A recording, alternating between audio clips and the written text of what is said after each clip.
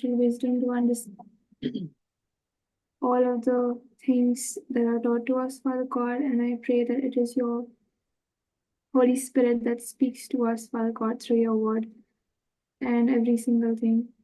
I also pray for the lives of each one of us present here, Father God, and also to help us share your word to other people and spread the gospel.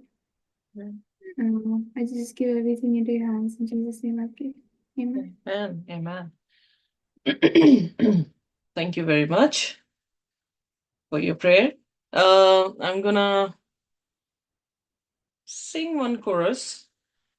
It's in English. I want that we should learn this song. But before we go for it, I'll ask Pastor Thomas Gill to present special song before us. Just give me 2 minutes. All right. Let's sing then chorus. You can come with me to my Father's house, to my Father's house, to my Father's house. You can come with me to my Father's house, where there's joy, joy, joy. Jesus is the way to my Father's house, to my Father's house, to my Father's house. Jesus is the way to my Father's house, where there's joy, joy, joy. You can come with me to my Father's house, to my Father's house, to my Father's house. You can come with me to my Father's house, where there's joy, joy, joy. There is so much joy in my Father's house, in my Father's house, in my Father's house. You can come with me to my Father's house, where there's joy, joy, joy. Where there's joy, joy, joy. Amen. Do you like this song? Hello, Aaron. Yes. Lovely. Welcome. Welcome to the meeting, Hi, Aaron. Auntie. Good to Thank see you. you, beta. Thank you, Auntie. Cheers. God bless you. Okay, so I'll ask Pastor Thomas to sing song for us now. Okay, thank you so much.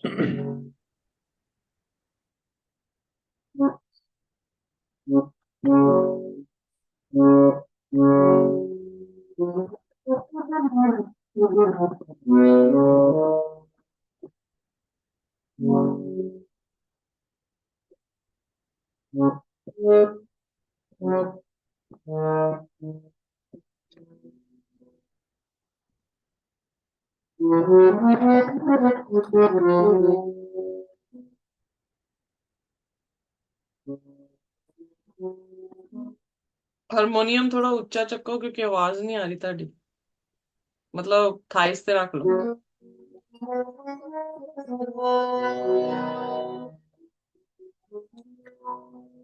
Are you what?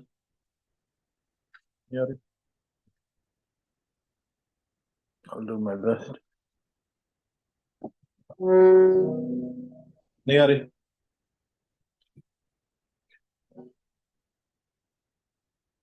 मेरी आनी चाहिए बस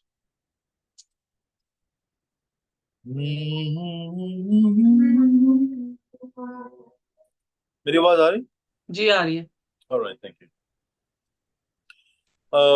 इस song में बयान किया गया, हम सब कोई ना कोई किसी को सिखाता है, यू नो, चाहे हम पास्टर हों, टीचर हों, किसी भी लाइन में हों, किसी भी रिलीजन से हों, हम लोग कुछ ना कुछ किसी को सिखाते हैं। जो ये हम कहीं भी गाना गा सकते हैं। हम्म, तू जो तू जो और तू जो औरों को सिखाता है, तुझे होश नहीं। तू जो औरों को सिखाता है, तुझे होश नहीं। तेरा इंसान भी होगा खुदा के हाथों से, तुझे औरों सिखाता है, तुझे होश नहीं। राज ऐसे भी बहुत है, पाप ऐसे भी बहुत है, जो किए तूने। पाप ऐसे बहुत है, जो किए तूने। पाप ऐसे भी बहुत है, जो किए तूने। राज खुल जाएगा तेरा खुदा के हाथों से। राज खुल जाएगा तेरा खुदा के हाथों से। तू जो औरों को सिखाता है, तुझे होश नहीं। तेरा इंसान भी होगा खुदा के हाथों से। तेरा इंसान भी होगा खुदा के हाथों से। तुझे औरों को सिखाता, तुझे होश नहीं। तुझे होश नहीं। तुझे होश नहीं।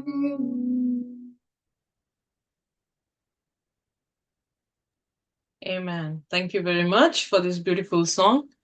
आपका सभी का स्वागत है, जितने भी हमारे बीच में यहाँ उपस्थित हैं, जितने भी बच्चे बड़े हमारे बीच में हैं, हम आपका स्वागत करते हैं अपनी इस रेवलेशन की क्लास में। और मैं विश्वास करती हूँ कि आपने जो है पिछले हफ्ते आशीष पाई होगी। जो भी हमने सीखा है, खुदा ने हमें जो है वो बरकत दी होगी। मैं आपके सामने जो हूँ अपनी स्लाइड्स को लेकर आ रही हूँ, और इस टाइम हम क्वेश्चंस में जाएंगे। Are you ready for that? थोड़ा सा रिवीजन करते हैं, मैंने आंसर्स भी दे रखे हैं। सो रेवलेशन चैप्टर 1 वर्स 1 to 2, जब हमने पहली 2 आयतें पढ़ी थी तो हमें क्या जवाब मिले थे। पर इससे पहले कि हम जवाबों की तरफ जाएं, आइए अपने सिरों को झुकाएंगे और हम प्रार्थना करेंगे। हमारे स्वर्गीय खुदावंद, हम आपके सामने अपने सिरों को झुकाते हैं, आपको नमन करते हैं और बहुत ही खूबसूरत समय के लिए हम आपका धन्यवाद करते हैं कि हम आपके चरणों में आ सके हैं, हम आपकी हुजूरी में आ चुके हैं। प्रभु आप हमें कबूल करें, हमारे गुनाह गलतियों को माफ करते हुए प्रभु अपने पवित्र लहू से धोकर हमें साफ कर दें, अपना पाक रूह दें, ताकि खुदावन आपके वचन हमारे ना हो बल्कि ये होंठ इस्तेमाल हो आपके वचनों को डिलीवर करने के लिए। पिता परमेश्वर, हम इस काबिल नहीं कि आपके वचनों को उठा सकें, क्योंकि हम जानते हैं कि हमारा भी एक दिन न्याय होगा। पर उस न्याय में प्रभु हम आपके अनुग्रह को ताकते हैं और प्रार्थना करते हैं कि कोई भी ऐसा शब्द ना हो जो हमारी जुबान से निकले वो हमारी शान के लिए हो, बल्कि खुदावन हर एक शब्द आपकी आत्मा के जरिए से हमारी जुबान पर आए और खुदावन आपकी बढ़ाई कर सके। हम सभी को आप आशीषों बरकत दें और अपने कलाम से तृप्त करें। इस प्रार्थना को यीशु के नाम से मांग लेते हैं, आमीन। Amen. So आइए, let's do little questionnaire. थोड़ा सा क्विज करते हैं। What does the word revelation mean? Anyone who would like to answer me? कोई है जो जवाब देना चाहेगा? रेवलेशन का क्या अर्थ है, क्या मतलब है?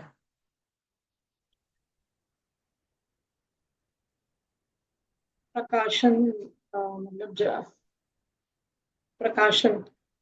ओके, प्रकाशन, वेरी गुड। और कोई? Siya, what does the word revelation mean? Zabez? Jesus.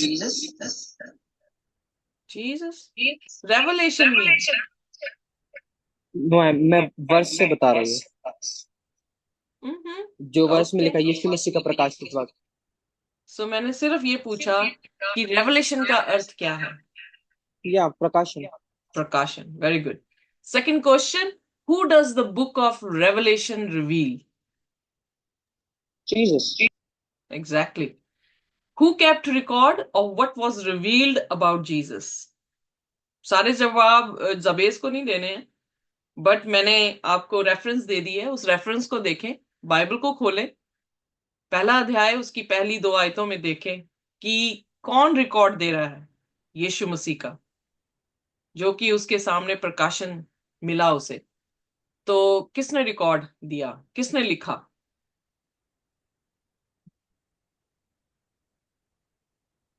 Cat? John. Exactly, very good. So the first answer is right. Revelation means it has been revealed. What does the book of Revelation reveal? Jesus Christ. Who kept record of what was revealed about Jesus? That is John. So John revealed this book, and this book is the revelation of Jesus Christ and the things which are gonna come in a latter days. So we're gonna learn about this. Now, next question. Revelation chapter 1 verse 3. This is a reference. Revelation 22 7 verse. You can open your Bible and you can see. The word blessed comes from the Greek word makarios, which means, deep. Let me just correct here. Which means deep inner joy. Okay? So means God gives you inner joy. In others, a word like is same, we can use it like a highly favored, or other way we can say happy you are. So Macarius means deep inner joy or happiness, or happy you are, or highly favored you are, because we are happy when we get favored, highly we get favored. So let's say Oh no. Would you like to be happy? खुश होना चाहते हैं आप? Yes. सिर्फ Yes. जबेस? Yes. Parvinder? दूसरे बच्चे? Cat? Ryan? Yes. Yes. Okay. So then, if you want to become happy, Jesus said, you will be blessed or happy or highly favored if you dash and dash the words of the prophecy and dash the saying of the book of Revelation. So what check the reference book because you are not with me. So check the Bible, Revelation 1:3. So fill this dash. You will be blessed if you, come on guys.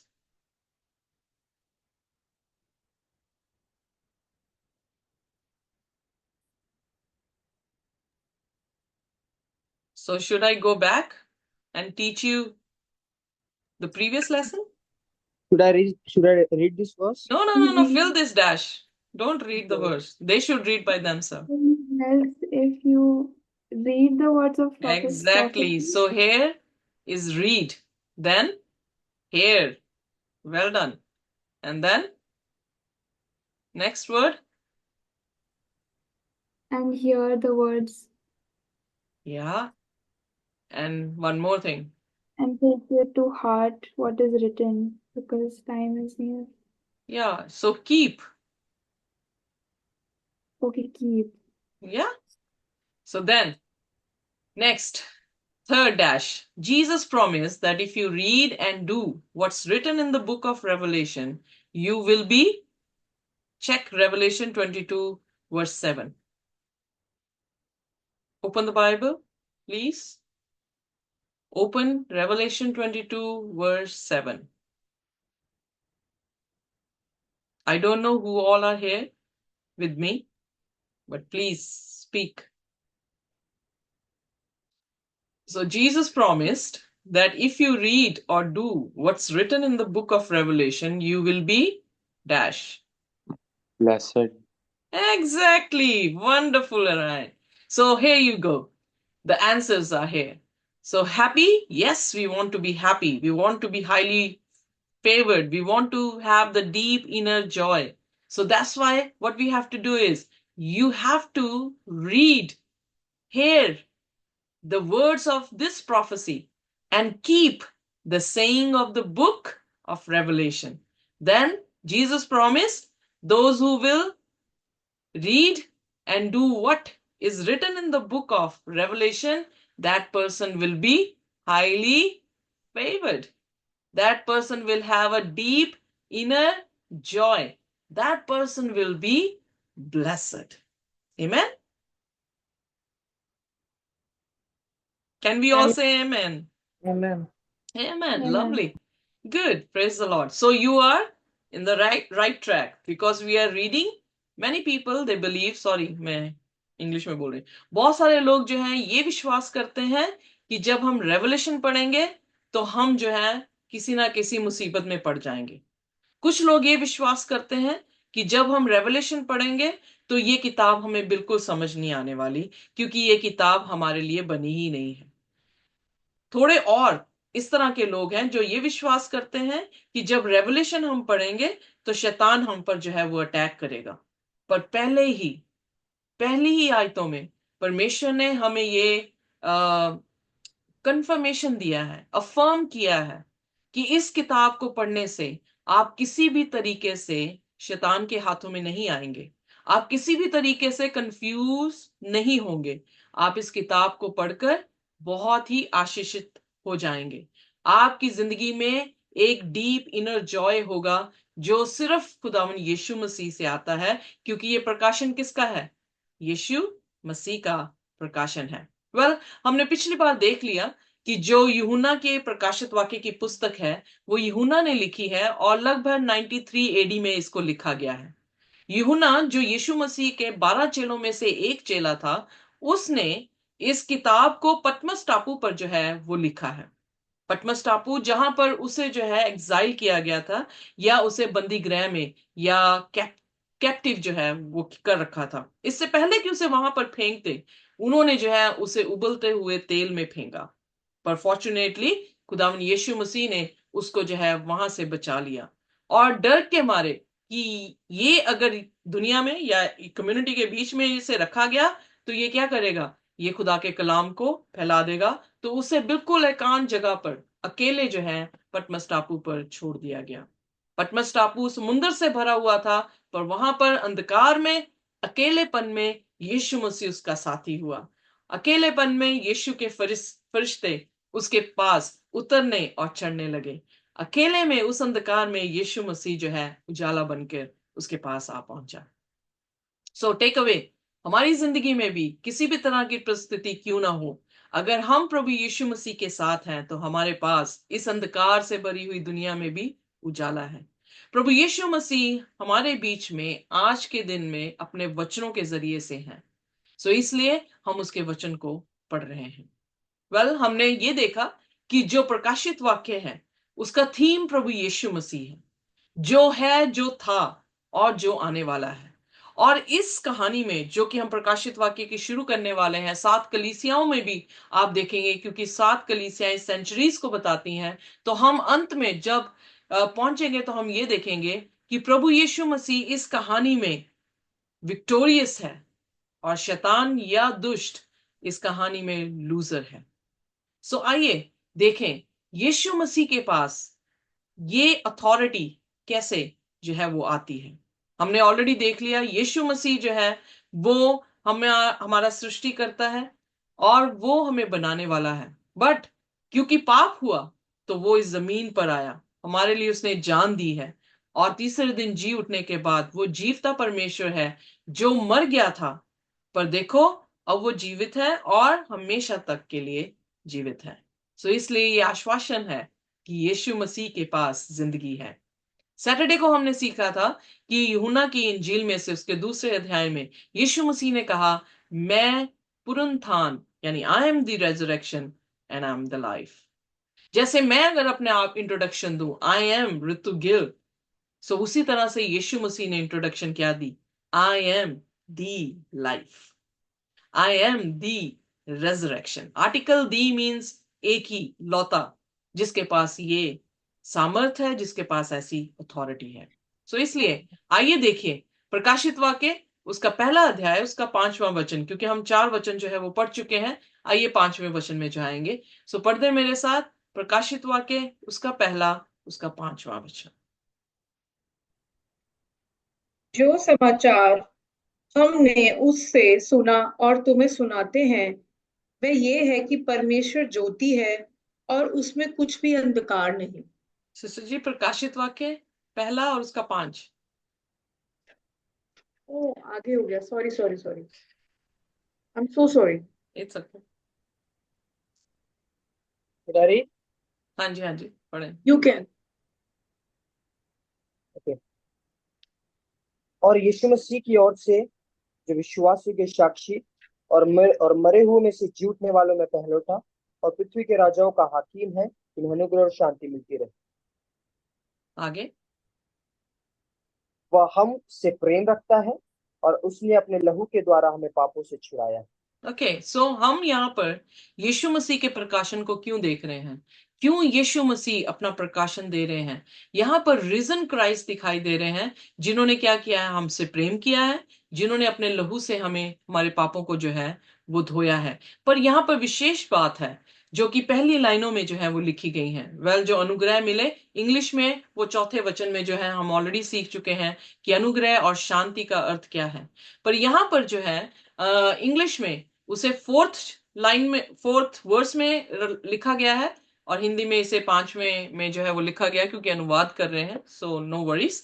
But आइए देखिए यहाँ पे लिखा है कि ये प्रकाशन from Jesus Christ, यीशु मसीह के द्वारा से आया है, जो कि कौन है, इंट्रोडक्शन है, who is the faithful witness. So पहली चीज जो है हम ये देखेंगे यीशु मसीह जो है वो वफादार साक्षी कैसे हुआ, कैसे जो है वो फेथफुल विटनेस जो है वो हमारे लिए बनता है।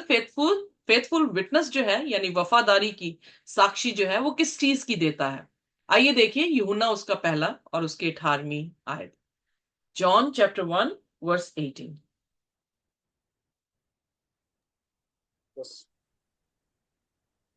1:18, राइट? जी।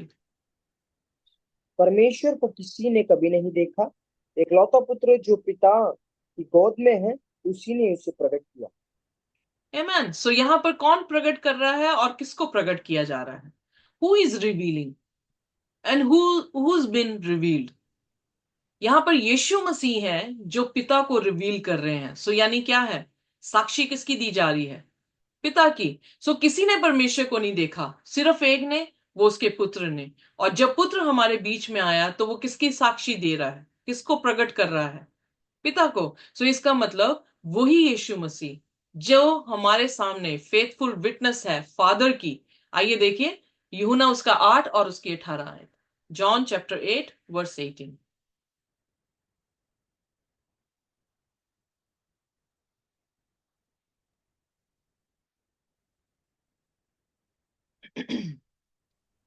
एक तो मैं अपनी एक तो मैं आप अपनी गवाही देता हूँ, और दूसरा पिता मेरी गवाही देता है, जिसने मुझे भेजा है।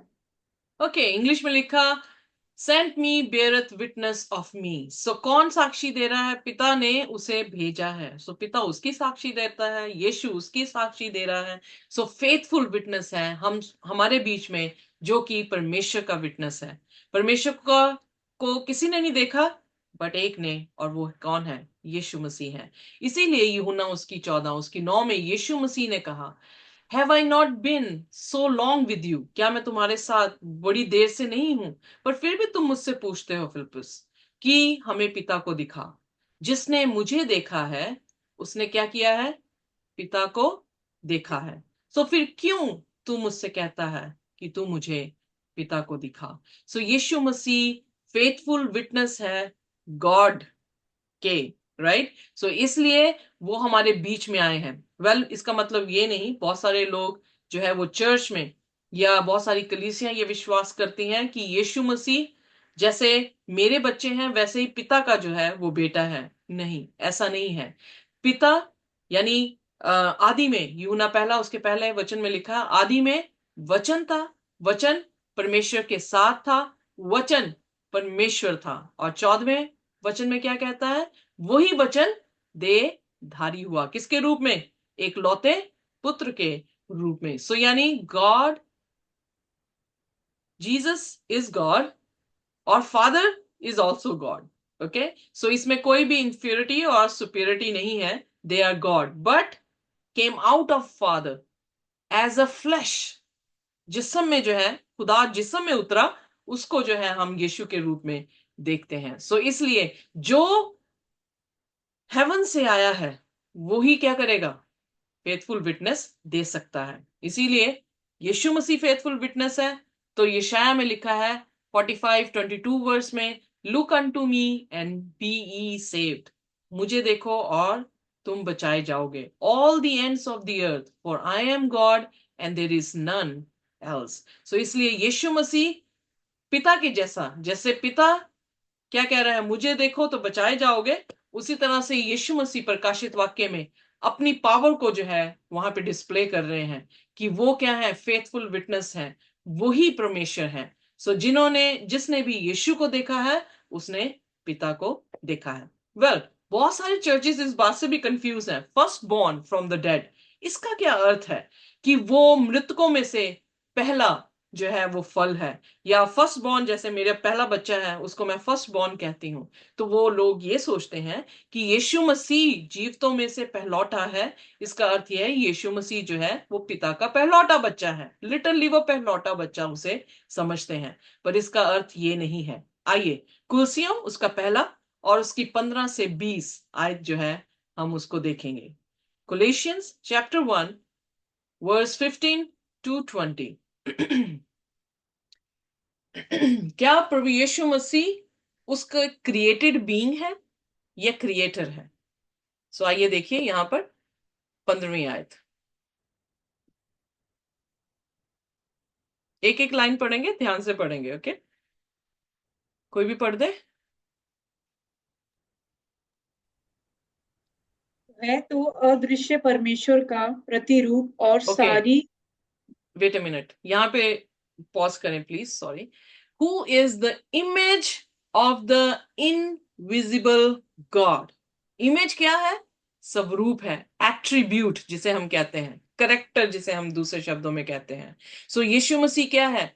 जो हम देख नहीं सकते परमेश्वर को, उसका स्वरूप है, उसके जैसा है, उसके करेक्टर्स जो है वो रखता है। तो इसलिए वो क्या है, आइए देखिए।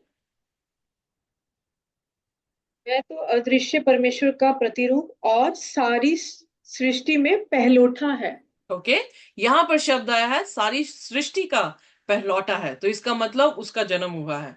बहुत सारे स्पेशली यहोवा विटनेस जो है वो ये विश्वास करते हैं कि यीशु मसीह जो है क्रिएटर नहीं है, यीशु मसीह क्रिएटेड बीइंग है।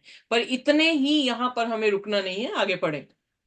जी, बाइबल का क्योंकि वचन क्या कहता है?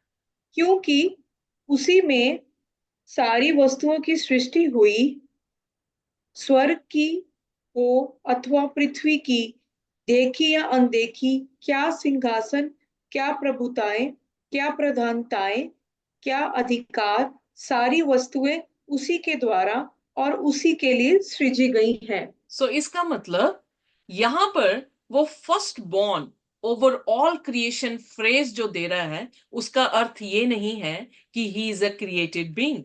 उसका अर्थ ये है कि अगली आयतों में पता लग रहा है he is not a created being, he is a creator, क्योंकि उसके द्वारा और उसी के लिए जो है वो सृजी गई हैं। देखी अनदेखी, क्या तख्त, क्या प्रधानताएं, जितनी भी चीजें हैं, रूलरशिप है, पावर है, डोमिनियंस है, थ्रोन्स हैं, वो किसके द्वारा से बने हैं? प्रभु यीशु मसीह के द्वारा से बने हैं। ओके, अब 17वीं आयत। वही सब वस्तुओं में प्रथम है और सब वस्तुएं उसी में स्थिर रहती हैं। सो वही प्रथम है। अब यहाँ पे प्रथम का अर्थ क्या है? उसका मतलब ये नहीं है कि वो पहला बनाया गया था, इसका मतलब ये है कि वो हायर इंपॉर्टेंस उसकी एग्जिस्टेंस की दिखा रहा है, कि इससे पहले कुछ भी होता वो था। Are you with me? जी, yeah yeah guys, are you getting me? So यहां पर जो है इससे पहले कुछ होता वो था, सो इसलिए उसकी इंपॉर्टेंस है। यहां पर आगे पढ़ दे 17वीं आयत से, पढ़ दी शायद 18 18वीं या प्लीज। वही देह अर्थात कलीसिया का सिर है, वही आदि है और मरे हुए में से जी उठने में पहलोठा ओके, कि अब सब यहां पर शब्द आया है कि पहली बात हमें देखने को मिली कि first born over all creation, तो इससे ये प्रूव नहीं हो रहा कि वो क्रिएटेड बीइंग है। दूसरी बात, अब यहां पर ये जिक्र आ रहा है कि first born from the dead, तो इसका मतलब ये नहीं है कि वो सबसे पहले उसने पुनरुत्थान या उसकी रेजरेक्शन हुई। पुराने नियम में भी हम देखते हैं कि रेजरेक्शन हुई है, 3 जन की रेजरेक्शन जो है वो दिखाई गई है। मूसा की, जो कि यहूदा की पत्री में हम देखते हैं, और फिर हम देखते हैं कि वहां पर विधवा का बेटा था जिसको जो है एलाइजा ने, फिर एलाइशा ने, यानी 3 ऐसी रेजरेक्शन जो है वहां पे दिखाई देती हैं। अगर नए नियम में हम देखें, नाइन का बेटा लाजरस और वो लड़की जो 12 साल की थी, उसको खुदावन यीशु मसीह ने जिलाया है। बट जब वो कह रहा है फर्स्ट बॉर्न, उसकी हाईली इंपॉर्टेंस जो है, उसकी एग्जिस्टेंस की, उसकी रेजरेक्शन की जो है यहां पर बयान की जा रही है। क्योंकि एक ही ऐसा मनुष्य है जो पाप के बिना रहा और मरा, और मौत भी उसे नहीं रख पाई, क्योंकि पाप की मजदूरी क्या है? मौत है। So the wages of sin is death, but when Jesus did not sin, how can the death can keep him? किस तरह से मौत उसे रख सकती थी? सो हाईली इंपॉर्टेंस ये थी कि मौत भी उसे नहीं रख पाई, और पिता ने उसे क्या कर दिया? रेजरेक्ट कर दिया। क्योंकि वो पाप में पैदा भी नहीं हुआ, पाप में वो जिया भी नहीं था, पाप में वो मरा भी नहीं था, इसलिए he is the first born. बेशक देह में पैदा हुआ था, बट वो क्या था? हाईली इंपॉर्टेंस उसकी एग्जिस्टेंस थी, हाईली फेवर्ड खुदा का एक प्री डेस्टिन्ड प्लान था, जिसके जरिए से इंसान क्या करेगा? मुक्ति को पाएगा। इसीलिए जब पहला कुरिन्थियन उसके 15 अध्याय में हम पढ़ते हैं तो पौलुस 15 अध्याय में पूरे में ये बताता है कि अगर यीशु मसीह मर के जी ना उठता तो हम भी जो मसीह पर विश्वास करते हैं हमारा ये विश्वास व्यर्थ हो जाता। बट अब क्योंकि वो मरकर जी उठा है तो हमारा विश्वास ये कायम है कि जो कोई भी मसीह में मरेगा वो क्या होगा, जीवित कर दिया जाएगा। क्यों? क्रिएशन में उससे पहले कुछ था, वो था। रेजरेक्शन में भी इससे पहले कि वो हो, वो था, कुछ हो, वो था। क्योंकि हम कोई भी जितने भी रेजरेक्ट हुए हैं ओल्ड टेस्टामेंट में, न्यू टेस्टामेंट में, कोई भी ऐसा नहीं था जो पाप से पैदा नहीं हुआ। हर एक माँ ने अपने बच्चे को पाप में पैदा किया है, पर यीशु मसीह पवित्र आत्मा से पैदा हुए थे। सो कोई भी सेल, ना जोसेफ का ना मैरी का उनके बीच में था। उनके पास खुदावन की आत्मा के जरिए से जो है वो मुकम्मल हुए, माँ के गर्भ में हुए और माँ के गर्भ से जो है वो पैदा हुए हैं। So from the beginning till the end he was without sin. So कौन पैदा हुआ है पूरी धरती में? इसलिए he is the first born from the dead, क्योंकि उसकी एग्जिस्टेंस बहुत स्पेशल थी। उसकी एग्जिस्टेंस क्रिएशन में स्पेशल है, उसकी एग्जिस्टेंस रेजरेक्शन में भी जो है वो क्या है, स्पेशल है। सो इसलिए he is the first born from the dead. Okay, आगे पढ़ते please sister ji.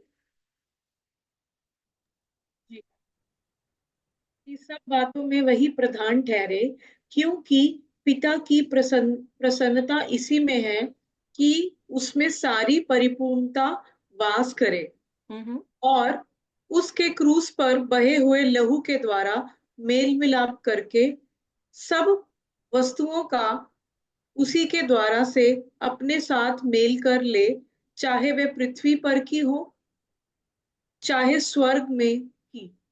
I gave you the gospel. Jesus की लाइफ, जीसस की डेथ, जीसस की रेजरेक्शन क्या कर रही है?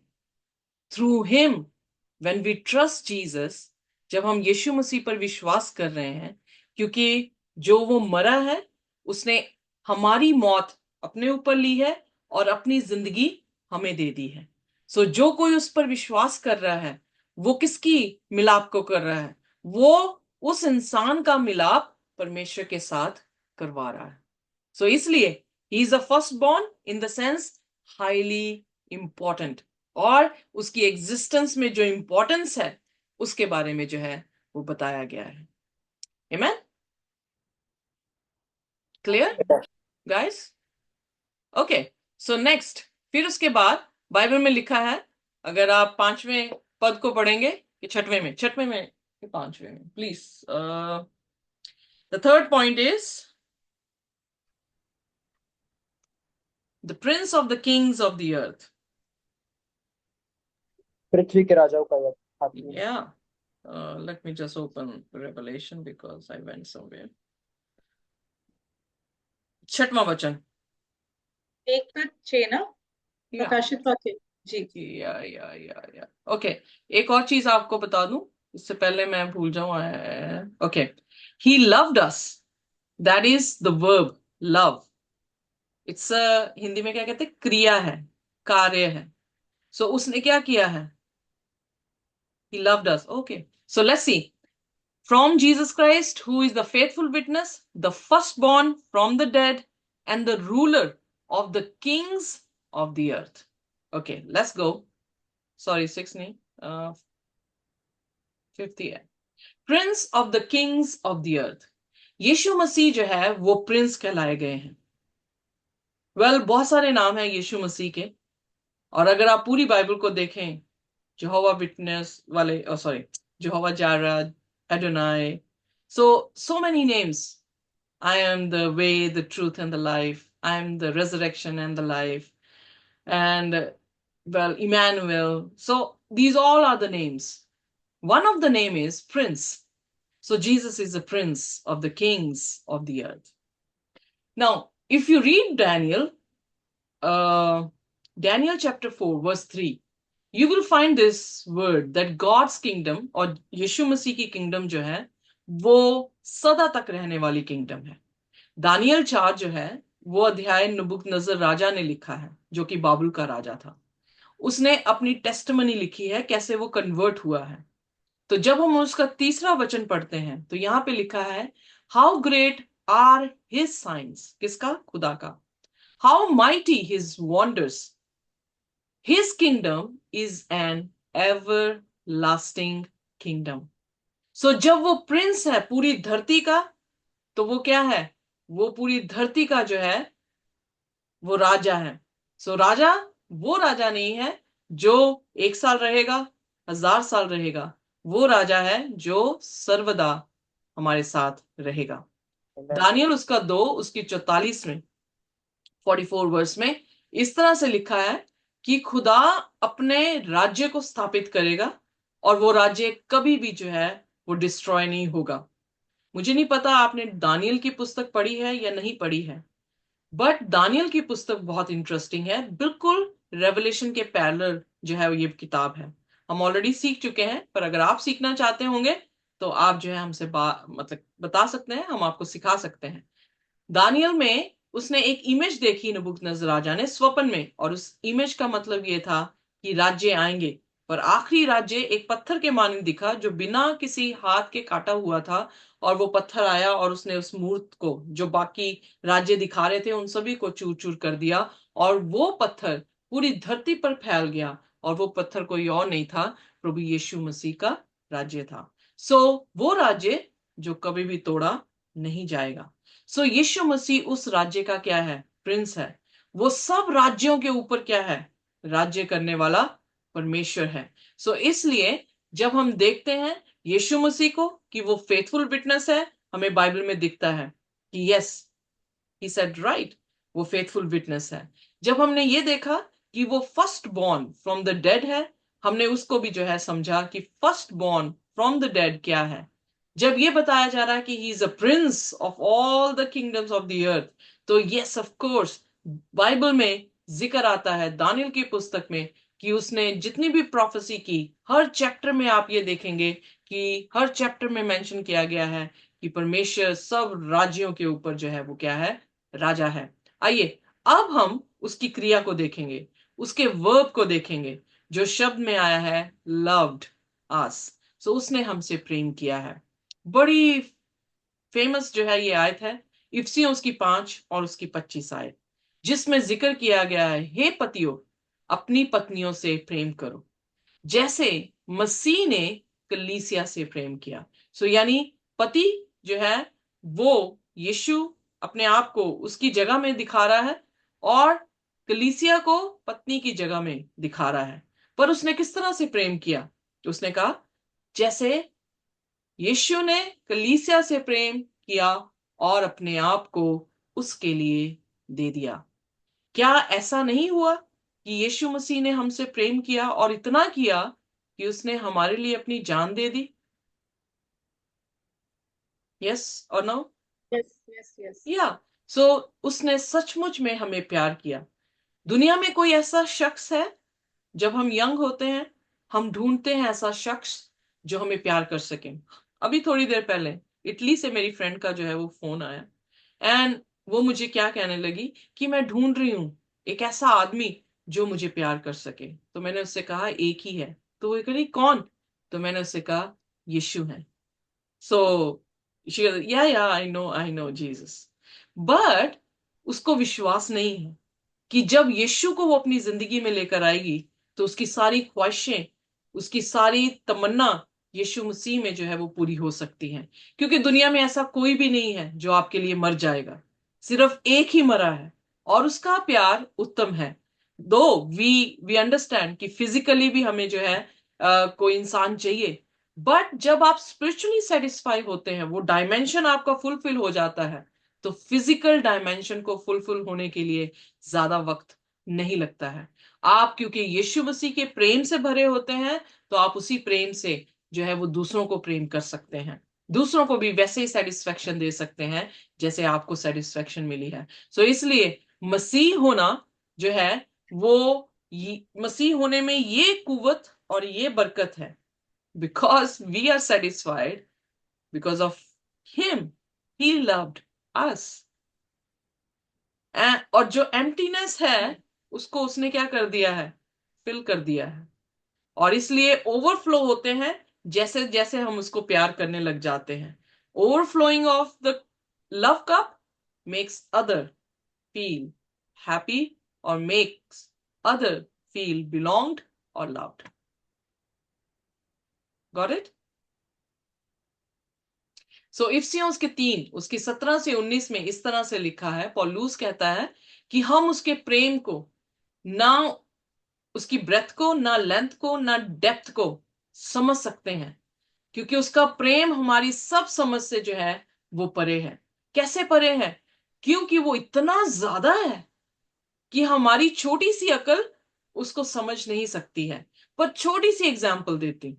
स्वर्ग अगर उसका सिंहासन है, जमीन उसकी चौकी है, तो कितना बड़ा खुदा है। तो वो खुदा प्रेम है। तो आप देख सकते हैं कि जिस हिसाब से, मेजरमेंट से वो आपको प्रेम करता है, उसको आप कल्पना में भी जो है वो लेकर नहीं आ सकते, क्योंकि वो इतना बड़ा है। You know, are you getting me? So Jesus love is beyond your understanding, it passes your knowledge. ताकि क्या हो, आप यीशु मसीह की फुलनेस में भर सकें, आप समझ सकें कि वो इतना प्यार करता है मुझसे, और फिर उस प्यार से अपने आप को क्या कर लें, भर लें। दूसरी बात, 5वीं बात, सॉरी, वॉश्ड अस, उसने हमें जो है वो धोया है। पहला कुरिन्थियन उसकी 6:11 में लिखा है कि हम जो है उसके लहू से धुले गए हैं, उसके उसके आत्मा से जो है हम पवित्र हुए हैं या धर्मी ठहराए गए हैं। यीशु का लहू, पहला पतरस उसका पहला अध्याय उसकी 19 और 20 आयत में लिखा है कि हम नाशवान किसी भी वस्तु से बचाए नहीं गए, बल्कि यीशु मसीह के बेशकीमत लहू से, निर्दोष लहू से जो है वो बचाए गए हैं। उसने हमें धोया है, उसने हमें पाक जो है वो किया है। सो इसलिए प्रभु यीशु मसीह जो कि ज्योति है, उसमें कोई भी अंधकार नहीं। जो कोई ये कहे कि हम उसके साथ सहभागी हैं और अंधकार में चलें, तो बाइबल में लिखा है कि वो झूठ बोलते हैं और सत्य उनमें नहीं है। But if you walk in the light as he is in the light, we have fellowship with one another, and the blood of Jesus, his son, purifies us from all sins. सो यहां पर पहला यूहन्ना उसका पहला अध्याय उसकी 5 से 7 आयत में इस तरह से जो है उसका जिक्र है। सो यीशु मसीह का लहू हमें क्या करता है, हर पापों से साफ करता है। वो इतना ही नहीं करता, 6वीं आयत में लिखा, he had made us, made फिर क्रिया है, उसने क्या किया है, हमें राजा, हमें प्रीस्ट जो है पिता के लिए और खुदा के लिए बनाया है, और उसकी महिमा और उसका राज्य हमेशा हमेशा तक बना रहे। आमीन। सो यहां पर उसने जो है, यूहन्ना ने प्रभु यीशु मसीह के बारे में जो है वो बताया है। Reason God, he made us kings and priest. पहला पत्रस उसका 2 उसके 9 वचन में लिखा है, हम जो है चुना हुआ समाज है, हम रॉयल प्रीस्ट हैं, हम होली नेशन हैं, हम उसके ओन पोजेशन हैं। क्यों? क्योंकि उसने हमें प्यार किया है, उसने हमें धो दिया है। इसका मतलब पहली बात, वो हमारा क्रिएटर है, इसलिए वो हम पर अधिकार रखता है। दूसरी बात, वो हमारा रिडेम्पशन है या रिडीमर है, इसलिए हम उसके पोजेशन हैं, क्योंकि उसने मोल खरीदा है। जब कभी भी आप बाजार में जाकर कोई भी चीज पैसे देके खरीद लेते हैं, तो क्या वो चीज आपसे कोई अलग कर सकता है? नहीं कर सकता, वो आपकी बन जाती है। सो लीगल तौर से क्या हो जाते हैं, हम उसके बन जाते हैं, क्योंकि उसने हमें खरीदा है। तो उसने खरीद के क्या किया है, उसने हमें चुना हुआ वंश बनाया है, उसने हमें रॉयल प्रीस्ट, प्रीस्ट का अर्थ क्या है, मीडिएटर, मीडिएटर मतलब जो इंसान को खुदा से मिलाता है। सो उसी तरह से हमें भी काम दिया है कि हम इंसानों को प्रभु यीशु मसीह के साथ मिला सकें। यहां पर उसने कहा कि उसने गुडनेस की है। वो क्या गुडनेस की है, कि हमें अंधकार से निकालकर उज्जवल ज्योति में वो लेकर आया है। सो इसका मतलब यीशु मसीह रिजन गॉड, जो खुद मरा था, जी उठा है, आपको भी क्या कर रहा है, अंधकार से उठाकर ज्योति में लेकर आ रहा है, जब आपके पापों को वो माफ कर रहा है। तो जो कोई भी मसीह में मरेगा वो क्या होगा? जी उठेगा। To him be glory and dominion for ever and ever. ऐसा डोमिनियन, ऐसी ग्लोरी जो किसी की इस तरह से ना देखी गई है और ना कभी देखेंगे, जैसे यीशु मसीह की है, क्योंकि वो है, वो था और वो आने वाला है। आमेन। सो प्रकाशित वाक्य 14 उसकी 6 आयत में इस तरह से बताया गया है, I saw another angel flying directly overhead with an eternal gospel. Eternal gospel is Jesus. His life, his death, his resurrection, and how we can be saved is the eternal gospel. To those who dwell on earth, to every nation, tribe, and language and people. So हर एक भाषा के इंसान को जो है ये दिया गया है। 7वें वचन में लिखा गया है कि उसने ऊंची आवाज से कहा, खुदा से डरो और उसको महिमा दो, क्योंकि न्याय का समय आ पहुंचा है। उसकी इबादत करो जिसने जमीन और आसमान और समुद्र और स्रोतों को बनाया है। सो उसकी महिमा हमेशा तक रहने वाली महिमा है। जब आप लॉर्ड्स प्रेयर करते हैं तो तब भी क्या कहते हैं? परमेश्वर तेरा राज्य हमेशा हमेशा तक रहे। सो हम ये जानते हैं कि एक ही ऐसा राज्य है जो हमेशा तक रहेगा। अभी आप सोचते होंगे कि बहुत सारे राज्य जो है वो आ चुके हैं, बट जब यीशु मसीह दूसरी बार आने वाले हैं उसके बाद कोई भी राज्य नहीं होगा। एक ही राज्य है और उसी राज्य की तैयारी में आज हम यहाँ पर बैठे हैं। उसकी महिमा करना मतलब, अगर आप पहला कुरिन्थियन उसका 10 उसकी 31 में 31 वर्स में देखेंगे, फर्स्ट कुरिन्थियन चैप्टर 10 वर्स 31, वहां पे लिखा है, therefore whether you eat or drink or whatever you do, do all to the glory of God. So उसकी महिमा सदैव रहती रहेगी। कैसे? क्योंकि जब हम स्वर्ग की बादशाह में उसके राज्य में चले गए, आज जब उसके राज्य की खोज कर रहे हैं, तो क्या होगा? हम खाएं, जो भी पिए, हम जो कुछ भी करें, क्या होगा? परमेश्वर की महिमा होगी। इसीलिए मत्ती उसके 5:16 में लिखा है, let your light so shine before man, तुम्हारी रोशनी इंसानों पर चमके इस तरह से, that they may see your good works, कि वो तुम्हारे अच्छे कामों को देखते हुए glorify your father in heaven. So यानी हमारे कंडक्ट के साथ उसकी महिमा जो है वो होती है और उसकी महिमा सदैव होती रहेगी। वेदर वी बिलीव और नॉट, चाहे हम विश्वास करें चाहे ना करें, चाहे हम उसकी बात माने चाहे हम उसकी बात ना माने, पर उसकी महिमा सदैव बनी रहती है। प्रकाशित वाक्य उसका पहला उसका 7वां वचन, आइए जल्दी से जो है इसको पढ़ेंगे।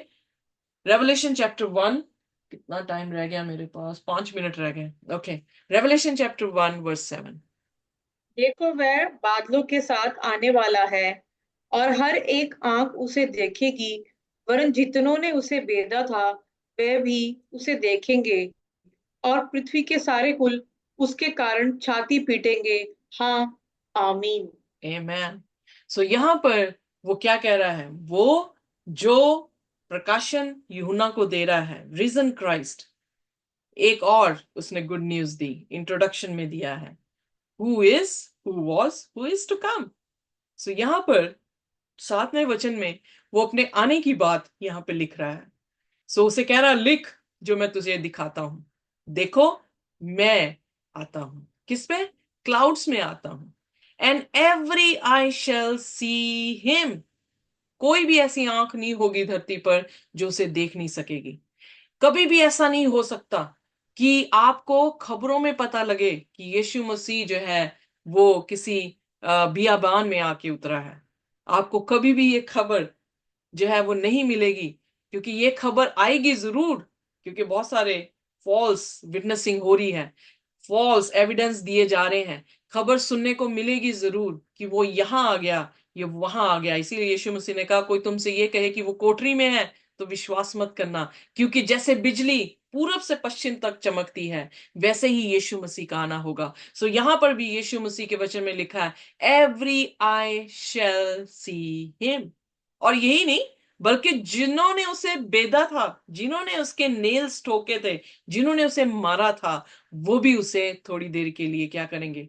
उनका भी पुनरुत्थान होगा और उसे आते हुए देखेंगे। आमेन।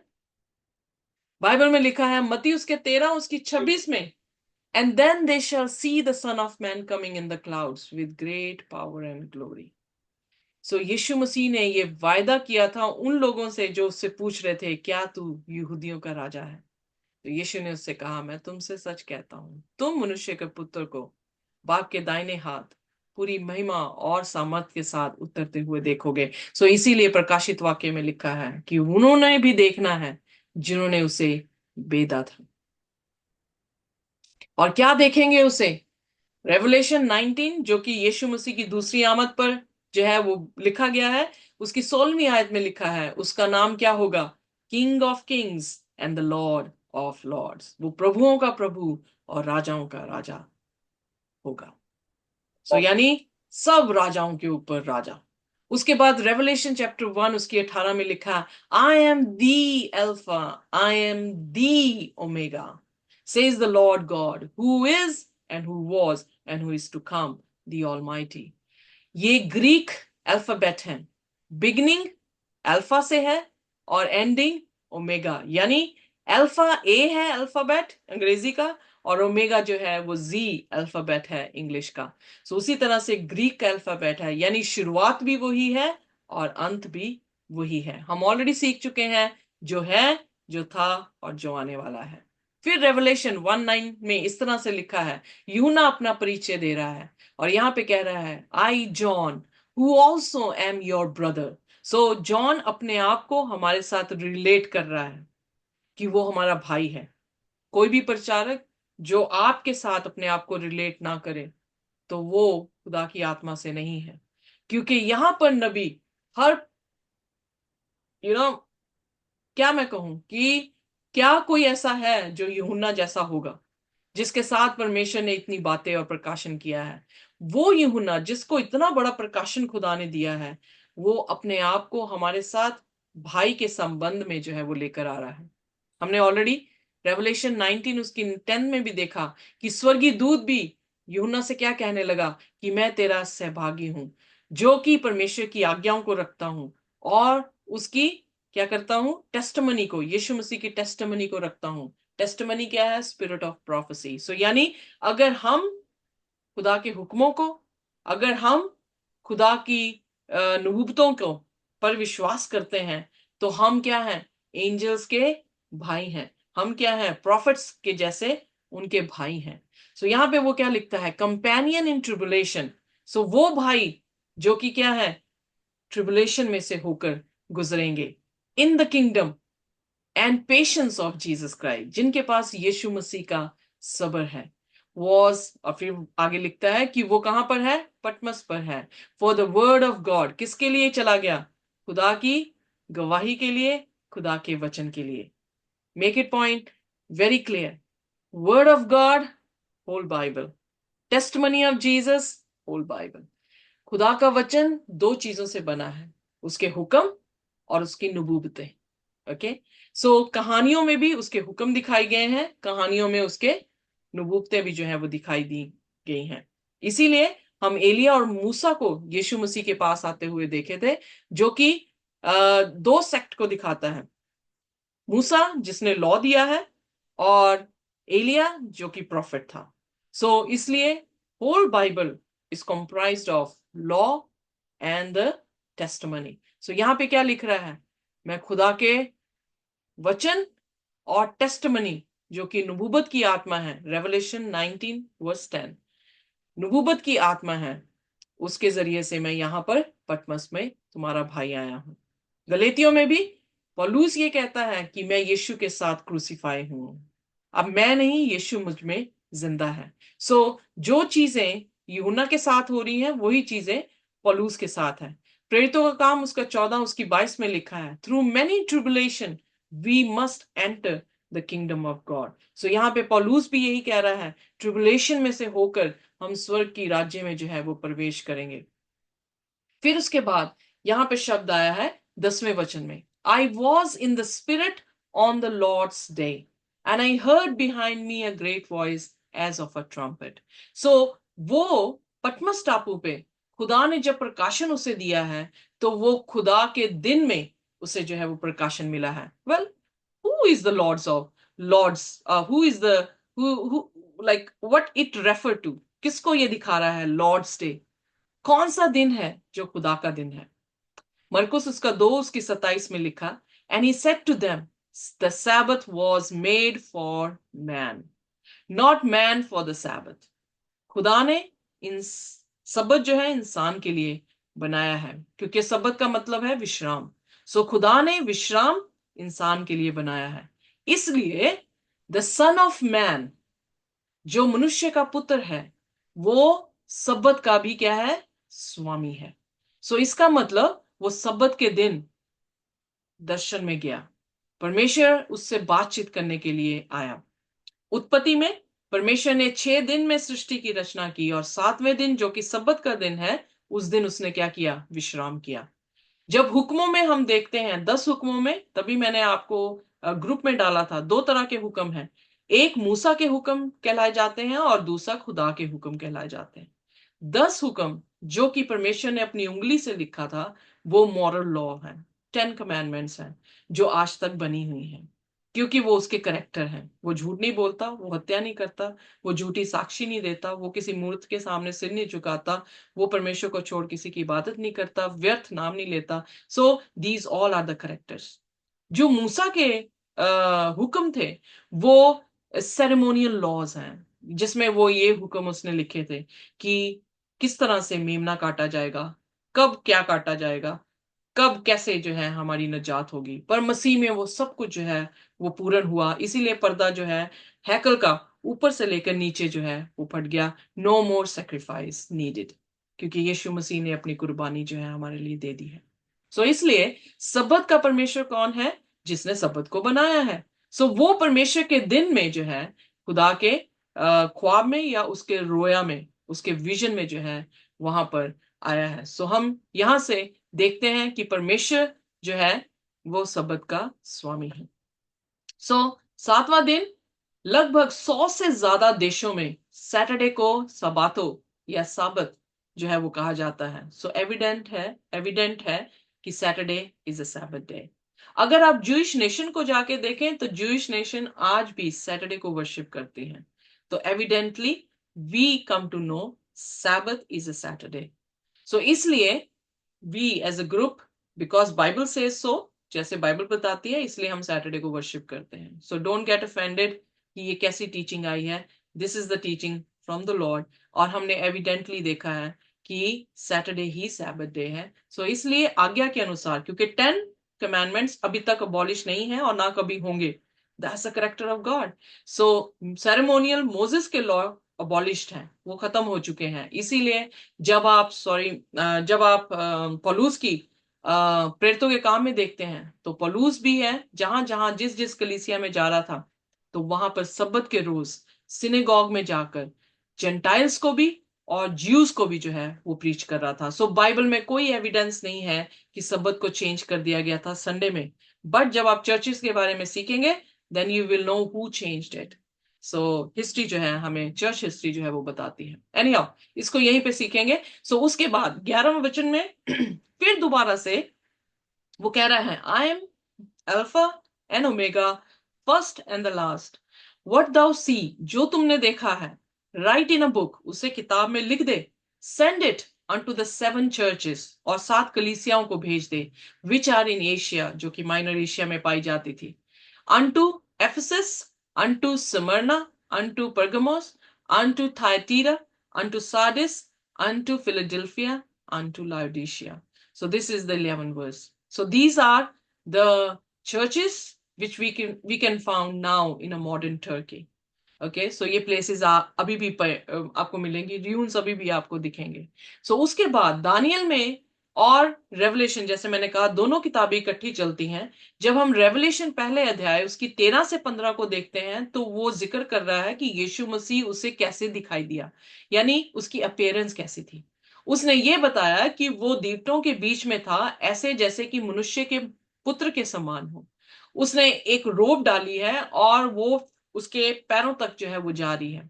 उसका गोल्डन शैस अराउंड द चेस्ट, सो उसकी छाती पे जो है एक गोल्डन बेल्ट है। द हेयर उसके हेड के जो है वो लाइक अ वूल यानी बिल्कुल व्हाइट है, स्नो जैसे हैं। उसकी आईज जो है वो धधकती हुई पीतल के मानिंद है, यानी it's very blazing like a fire, consuming fire. God is a consuming fire. So उसकी आंखों से वो जो है परखता है चीजों को। सो उसकी फीट जो है वो ब्रॉन्ज है, ग्लोइंग इन अ फर्नेस। सो फर्नेस भी प्योरिटी को दिखा रहा है, ग्लो भी जो है वो प्योरिटी को दिखा रहा है। His voice like a sound of rushing waters. So उसकी जो आवाज है वो बहुत सारे पानियों के जैसी है। सो एग्जैक्टली दानियल भी जब प्रभु यीशु मसीह को उसने देखा तो उसने यीशु मसीह को इसी तरह से देखा है। सो उसने भी ये देखा कि वो एक ऐसे सफेद वस्त्रों में है, उसकी बेल्ट है, उसकी आंखें जो है धधकती हुई या भट्टे के मानिंद उसके पांव। सो ईच एंड एवरीथिंग कितनी देर के बाद देख रहा है? जो दानियल है वो 600 सेंचुरी बीसी में है, और जो यूहन्ना प्रभु यीशु मसीह को देख रहा है वो फर्स्ट एडी में है। सो लगभग 6 साल का फर्क है, बट यकीन जानिए आत्मा एक ही है। सो आत्मा जो दिखा रहा है अलग अलग ऑथर्स को जो बाइबल के हैं, हम ये देखते हैं कि उनमें कोई भी कॉन्ट्रोडिक्शन नहीं है, वो सेम ही चीजों को जो है वो देख रहे हैं। सो इसलिए 16वें वचन में उसने क्या देखा कि उसके दाहिने हाथ में, राइट हैंड में 7 स्टार्स हैं। उसकी जुबान से, उसके मुंह से जो है 2 एज्ड स्वॉर्ड निकल रही है। उसका फेस जो है वो सूरज की तरह चमक रहा है पूरी सामर्थ के साथ। So this is what the Lord you serve. He is not a pocket-sized God. He is God of Almighty. He is God with all strength. He is omnipotent. He is omniscience. He is all-knowing God you are serving. So that's what, when John saw him, he saw that I am he that liveth and was dead. Behold, I am alive forever. 18वीं आयत, Amen. Have a keys of hell and of death. यानी वो special importance उसी की है क्योंकि वो खुदा है, कि उसके पास मौत की जो है वो क्या है, कुंजियां हैं। हेल फायर की जो है कुंजियां हैं, because he died and live again for ever and ever. और उसके बाद मिस्ट्री जो है वो पता लगती है, वो 7 तारे क्या हैं और 7 दीवट जो है वो क्या है। और वो मिस्ट्री ये है कि 7 तारे जो है वो एंजल्स हैं या मैसेंजर्स हैं जो इन 7 कलीसियाओं के बीच में इस कलाम को लेकर जाएंगे। पर जब वो 7 दीवटों के बीच में चलता फिरता नजर आया है, ये 7 दीवट सेंचुरी में होली प्लेस में थे, जहां पर हरून उस ज्योति को, उस दीपक को कभी भी बुझने नहीं देता था, और उसमें तेल जो है लगातार पोर होता रहता था ताकि ये दीवट कभी भी बुझ ना पाए, क्योंकि ये दीवट यीशु मसीह को दर्शाते हैं। सो यीशु मसीह जगत की ज्योति है। सो इसलिए यीशु मसीह इन 7 दीवटों, क्योंकि उसने कहा तुम भी जगत की ज्योति हो, सो उसकी कलीसियां जिसको खुदावन यीशु मसीह का पैगाम लेकर जाना है, वो 7 कलीसियां परफेक्ट नंबर दिखाया जा रहा है जो over the century till Jesus come रहेंगी। उन कलीसिया के बीच में वो क्या कर रहा है, ज्योति के मानिंद जो है वो बना हुआ है। सो उस अंधकार में भी किस तरह से वो चमकता है, किस तरह से अपनी ज्योति जो है वो देता है। अगर ज्यादा पढ़ना चाहते हैं, लेवियों की पुस्तक लेविटिकस चैप्टर 24 उसकी 2nd और 3rd वर्स में आप घर में जाके जो है इसे पढ़ सकते हैं। और बाइबल में लिखा कि यीशु मसीह वो दीवट है जो हमेशा और हमेशा तक जलता रहेगा। वो 7 कलीसियाओं के बीच में चलता फिरता नजर आया। उसके हाथ में 7 तारे थे, जो ये दिखाता है कि उसके मैसेंजर्स, उसके प्रीचर्स जो हैं वो इन कलीसियाओं में जाएंगे। और अगले हफ्ते हम पहली कलीसिया के पास जाएंगे जिसका नाम इफसस की कलीसिया है। और उस कलीसिया में क्या पैगाम परमेश्वर देता है, सिर्फ उस कलीसिया के लिए नहीं है, लोकलाइज कम्युनिटी के लिए नहीं है, पर वो एक ऐसे एरा को दिखाता है जो यीशु मसीह यानी फर्स्ट सेंचुरी के बाद जो है कलीसिया उत्पन्न हुई थी, उनकी इंटरनल कंडीशन को दिखा रहा है। वेल, ये सिर्फ उस समय की कलीसिया के बारे में नहीं है, बट ये जो वचन खुदा का है, क्योंकि 2 धारी तलवार है, हर समय के लोगों के लिए जो है वो पैगाम है।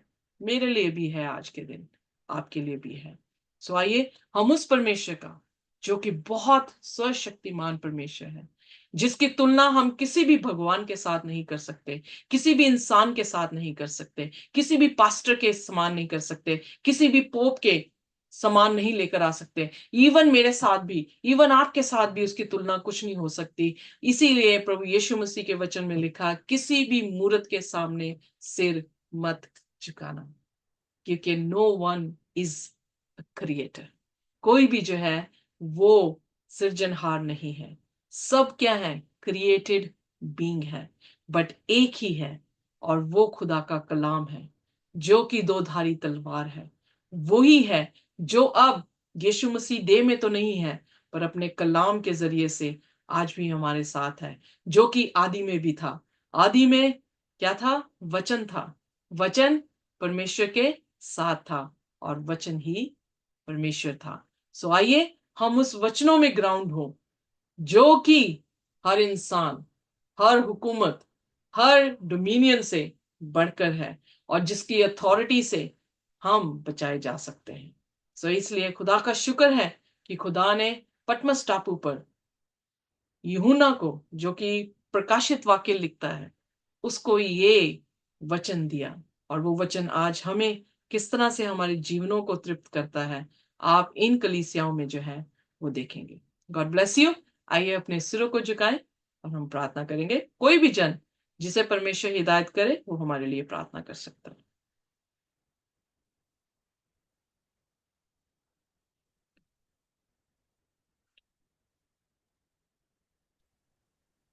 पास्टर जी, आप कर दीजिए प्रार्थना।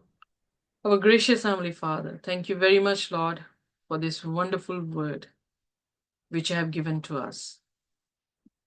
We praise you and glorify you.